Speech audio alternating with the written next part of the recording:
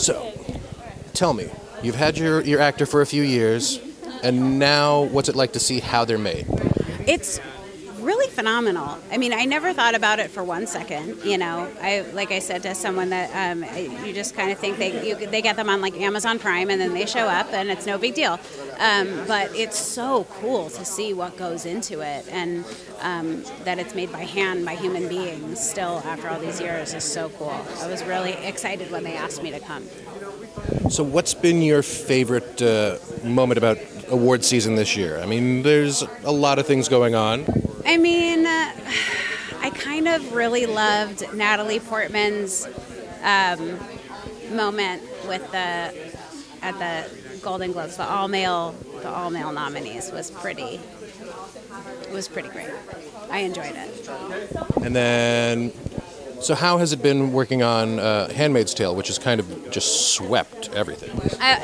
Well, I've only been there a little bit. I haven't, you know, like I'm not like there all the time or anything, but I was really intimidated because it's like some of the greatest actresses all on one television show, and the writing is so good and the world is so incredible, and it blew my mind when it came on TV last year, and so I was really nervous. I was really nervous is the honest answer.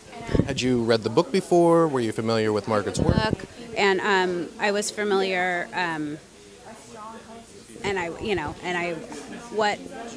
what they did in that first season and the world that they created around that book and how they brought that to life was just like so astounding to me, and I, was so excited to be there, but so scared because you don't want to be the person who like ruins the perfect thing,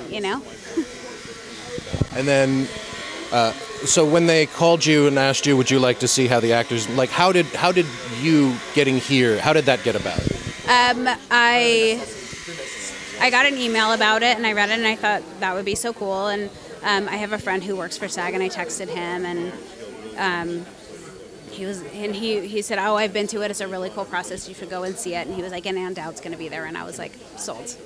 I mean, it already seemed really cool, but there are worse things than spending a Tuesday morning with Ann Dowd, And there's coffee too, so. Yeah, I haven't had any yet, but I'm saving it because I don't want to be too jacked up. Makes sense. Yeah. So, I know it's kind of like, but who are you rooting for, like, performance-wise? There's a lot of really great things going on. I mean, Handmaid's Tale, I'm absolutely rooting for, obviously. And then I know that I'm not really I'm rooting for Veep. I'm rooting for all my Veeple. And I also loved Glow so much. I thought it was such a great cast all the way around. So I wouldn't be mad at them, for winning. Let's talk features then, because I mean. Okay, that's safer. That's feature. Okay. I mean, Call Me by Your Name I thought was so beautiful. I loved that. That was one of my favorite movies. And then I'm like, even though I think I've seen most of them. I can remember Call Me by Your Name and The Shape of Water, which were my favorites. I put on Shape of Water during the Globes and just, oh. Isn't it gorgeous? It is so incredible. I want to live inside that world. Yeah. And Sally Hawkins was, what she was able to do with her performance with not one word was so, well, I guess she did, whatever. You know it. Have you ever met Doug Jones, the actor that was the fish? No. Is he cool? Is he? It was weird to see when I was watching the Globes with friends of mine, and they were like, the fish man, and I was like, what are you guys talking about?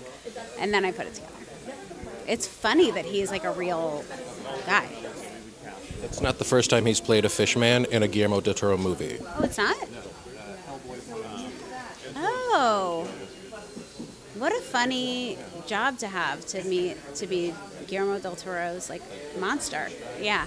Really, all of Guillermo's movies, any weird moving thing, he was the fawn in Pan's Labyrinth, he's just that guy. That's so weird. It's amazing. He's incredible, but what a weird thing to have that you're like, oh yeah, this is my thing. What would you want your go-to, we need Clea, we need